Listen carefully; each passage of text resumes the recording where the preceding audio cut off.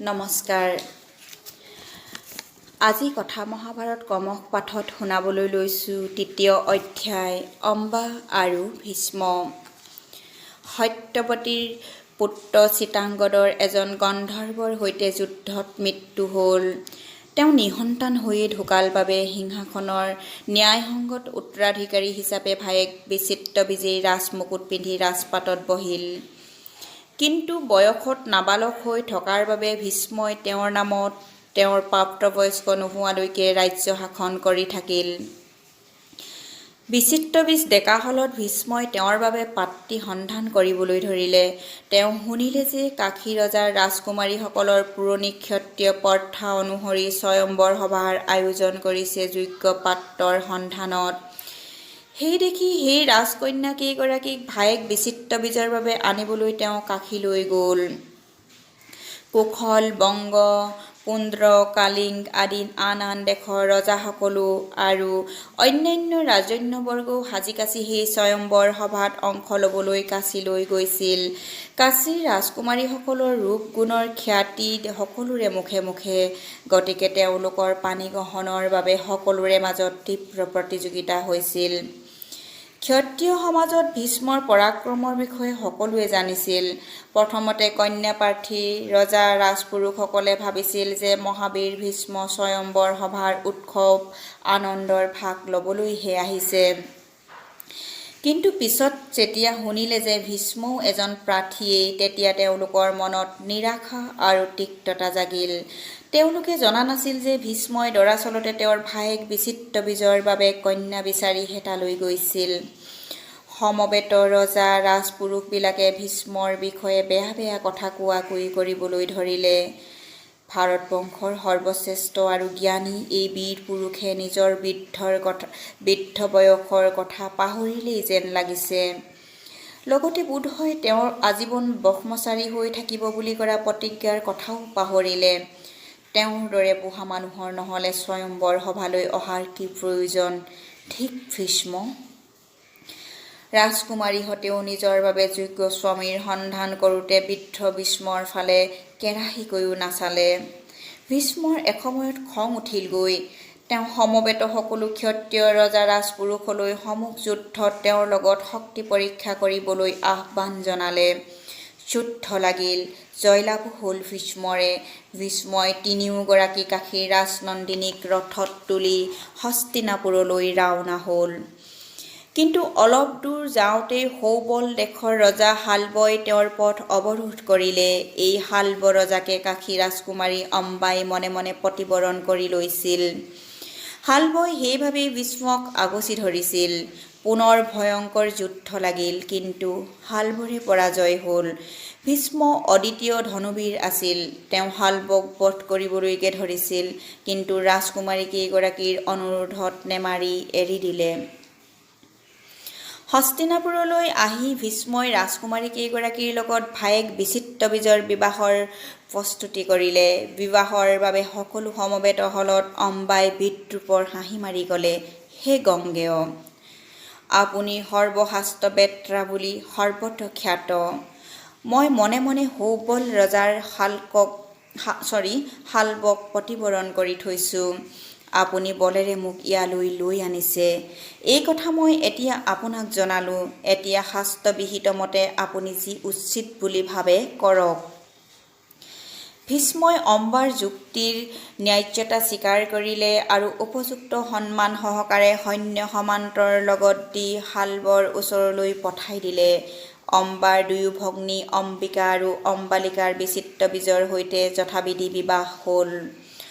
অম্বাই আনন্দ মনে শালৱৰ ওচৰলৈ গৈ কি হৈছিল সকলো কথা ভাঙি পাতি ক'লে। তাৰ পাছত ক'লে, মই প্ৰথমৰে পৰা মনে মনে তোমাকে প্ৰতিবৰণ কৰি থৈছোঁ। ভীষ্মক সেই কথা ক'লত তেওঁ মোক তোমাৰ কাষলৈ পঠাই দিছে। এতিয়া মোক শাস্ত্ৰমতে বিবাহ কৰা। শালৱই ক'লে, ভীষ্মই মোক সকলোৰে সন্মুখত যুদ্ধত পৰাস্ত কৰি তোমাক লৈ গৈছে। সকলোৰে সন্মুখত পৰাজয় গ্লানি মই স্বীকাৰ কৰিব লগা হৈছে। গতিকে এতিয়া মই পত্নীৰূপে গ্ৰহণ কৰিব নোৱাৰোঁ তোমাক। তুমি ভীষ্মৰ ওচৰলৈকে ঘূৰি যোৱা আৰু তেওঁৰ আদেশ মতে কাম কৰাগৈ। সেই বুলি কৈ হাল বৈ তেওঁক ভীষ্মৰ ওচৰলৈ উভতাই পঠালে। অম্বাই হস্তিনাপুৰলৈ ঘূৰি আহি ভীষ্মক সকলো কথা ক'লেহি। কুলপতি ভীষ্মই বিচিত্ৰবীজকে অম্বাকো বিবাহ কৰিবলৈ সন্মত কৰিবলৈ যত্ন কৰিলে। কিন্তু বিচিত্ৰবীজই একে অখাৰে ক'লে যে যিগৰাকী কন্যাৰ মন হৃদয় আগৰে পৰা অন্য এজন পুৰুষৰ ওচৰত সমৰ্পিত তেনে কন্যা তেওঁ বিবাহ নকৰে। অম্বাই তেতিয়া ভীষ্মক ক'লে, অন্য উপায় নাই যেতিয়া আপুনি মোক বিবাহ কৰক। ভীষ্মৰ বাবে প্ৰতিজ্ঞা ভংগ কৰা সম্ভৱ নাছিল। অম্বাৰ দুখত তেওঁৰ অত্যন্ত ব্যথিত হ'ল সঁচা, কিন্তু কি কৰে এতিয়া? গতিকে বিচিত্ৰবীজকে পুনৰ বহুবাৰ কৈ মেলি চালে অম্বাকো বিবাহ কৰিবলৈ। কিন্তু বিচিত্ৰবীজ অলৰ অচৰ। গতিকে উপায় নেপাই ভীষ্মই অম্বাক আকৌ শালবৰ ওচৰলৈকে যাবলৈ ক'লে। অম্বাৰ সন্মানবোধত আঘাত লাগিল। তেওঁ নাযায় বুলি কৈ বহু বছৰ হস্তিনাপুৰত অকলে থাকিল। শেষত উপায়বিহীন হৈ মান অভিমান ত্যাগ কৰি পুনৰ অম্বা শালবৰ ওচৰলৈ গৈছিল এবাৰ। কিন্তু শালবই তেওঁক পত্নীৰূপে গ্ৰহণ নকৰে বুলি চূড়ান্তভাৱে জনাই দিলে মাথোন। কমল নয়না সুন্দৰী অম্বাৰ জীৱন দুঃসহ হৈ পৰিল। দুখ আৰু নিৰাশাত তিক্ত হৈ উঠিল অভাগিনী অম্বাৰ মন। সুদীৰ্ঘ 6 বছৰকাল এইদৰে হস্তিনাপুৰত থাকি মনৰ সকলো মাধুৰ্য তেওঁ হেৰুৱাই পেলালে। অন্তৰ পূৰ্ণ হ'ল ভীষ্মৰ প্ৰতি অবিমিশ্ৰ ঘৃণা আৰু বিদ্বেষেৰে। কাৰণ ভীষ্মৰ কাৰণেই তেওঁৰ এনে দুৰ্দশা হৈছিল। তেওঁ ক্ষত্ৰিয় বীৰসকলৰ মাজত সন্ধান কৰিলে এজন তেওঁৰ হৈ যুদ্ধ কৰিব পৰা বীৰ বিচাৰি। সেই বীৰেই ভীষ্মৰ লগত যুদ্ধ কৰি তেওঁক বধ কৰিলেই তেওঁ প্ৰতিশোধ লোৱা সম্পূৰ্ণ হ'ব। কিন্তু ভীষ্মৰ লগত ৰণ কৰিবলৈ আহে কোন? আনকি অগ্ৰগণী ক্ষত্ৰিয় বীৰসকলেও ভীষ্মলৈ ভয় কৰি পিছ হুহুকা মাৰিলে। অৱশেষত অম্বাই ভগৱান সুব্ৰহ্মণ্যৰ কৰুণা লাভৰ বাবে কঠোৰ তপস্যা আৰম্ভ কৰিলে। এসময়ত অম্বাৰ তপস্যাত তুষ্ট হৈ জৰানন দেৱতাই তেওঁৰ আগত দেখা দি তেওঁক এধাৰ পদ্মফুলৰ মালা দিলে। সেই পদ্মফুলৰ মালা কেতিয়াও নুশুকায়। ক'লে যে সেই পদ্মফুলৰ মালা যি ডিঙিত পিন্ধিব তেওঁৱেই ভীষ্মৰ শত্ৰু হ'ব। সেই মালাধাৰীকে হাতত লৈ অম্বাই প্ৰত্যেক ক্ষত্ৰিয় বীৰৰ ঘৰে ঘৰে ঘূৰিলে। এয়া জৰানন দেৱতাই দিয়া চিৰঞ্জীৱ পদ্মফুলৰ মালা। এই মালা পৰিধান কৰক আৰু মোৰ হৈ ভীষ্মৰ লগত যুদ্ধ কৰক। কিন্তু এনে কোনো ক্ষত্ৰিয় বীৰ নোলাল যিয়ে ভীষ্মৰ প্ৰতিযোদ্ধা হ'বলৈ সাহস কৰিব পাৰে। অৱশেষত তেওঁ দ্ৰুপদ ৰজাৰ কাষ চাপি তেওঁৰ শৰণাপন্ন হ'ল। কিন্তু ৰজা দ্ৰুপদেও তেওঁক বিমুখ কৰিলে। নিৰুপায় হৈ দ্ৰুপদ ৰজাৰ ৰাজপ্ৰসাদৰ তোৰণত মালাধাৰ আঁৰি থৈ তেওঁ বনলৈ গুচি গ'ল। বনতে কেইজনমান তপস্বীয়ে তেওঁৰ কৰুণ কাহিনী শুনি তেওঁক পৰশুৰামৰ ওচৰলৈ গৈ তেওঁৰ শৰণাপন্ন হ'বলৈ পৰামৰ্শ দিলে। তেওঁ তাকেই কৰিলে। তেওঁৰ সকলো দুখৰ কাহিনী শুনি পৰশুৰামৰ মনত দয়া হ'ল। তেওঁ সুধিলে, কোৱা, তুমি মোৰ পৰা কেনে সহায় বিচাৰিছা? তুমি ইচ্ছা কৰিলে মই শালবক তোমাক বিবাহ কৰিবলৈ ক'ব পাৰোঁ। অম্বাই ক'লে, মোক সেইদৰে সহায় কৰিব নালাগে। মোৰ মনত আৰু বিবাহ সংসাৰ সুখ এইবোৰৰ প্ৰতি বিন্দুমাত্ৰাও আকাংক্ষা নাই। এতিয়া মোৰ মনত এটাই কামনা, ভীষ্মৰ ওপৰত প্ৰতিশোধ। হে ভগৱান, মই আপোনাৰ ওচৰত ভীষ্মৰ মৃত্যুহে বৰ হিচাপে কামনা কৰিছোঁ। পৰশুৰামে অম্বাৰ দুৰ্দশা দেখি বৰ ব্যথিত হৈছিল। লগতে ক্ষত্ৰিয়বোৰৰ প্ৰতি তেওঁৰ বিদ্বেষ আছিলেই। গতিকে অম্বাৰ কথাতে তেওঁ ভীষ্মৰ লগত যুদ্ধ কৰিলে। সুদীৰ্ঘ সময় ধৰি চলিল এই যুদ্ধ।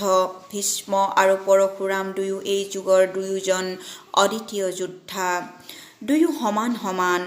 প্ৰচণ্ড যুদ্ধৰ পিছত পৰশুৰামে পৰাজয় স্বীকাৰ কৰিবলৈ বাধ্য হ'ল। তেওঁ অম্বাক ক'লে, মই যিমান পাৰিলোঁ যত্ন কৰিলোঁ, কিন্তু দেখিছাই মই পৰাস্ত হ'লোঁ। এতিয়া ভীষ্মৰে শৰণাপন্ন হোৱা, তাৰ বাহিৰে তোমাৰ বাবে অন্য পথ নাই। অম্বা তেতিয়া ক্ৰোধ আৰু ক্ষোভৰ প্ৰতিমূৰ্তি মাত্ৰ। অন্তৰত একমাত্ৰ প্ৰতিশোধৰ স্পৃহাইহে তেওঁক জীয়াই ৰাখিছে। অম্বা হিমালয়লৈ গৈ শিৱৰ আৰাধনাত বহিলগৈ। মানৱৰ মাজত তেওঁৰ কোনো সহায় নাই। তেওঁ কঠোৰ তপস্যাত শিৱ সন্তুষ্ট হৈ বৰ দিলে যে পিছৰ জনমত অম্বাই ভীষ্মক বধ কৰি প্ৰতিশোধ ল'ব পাৰিব।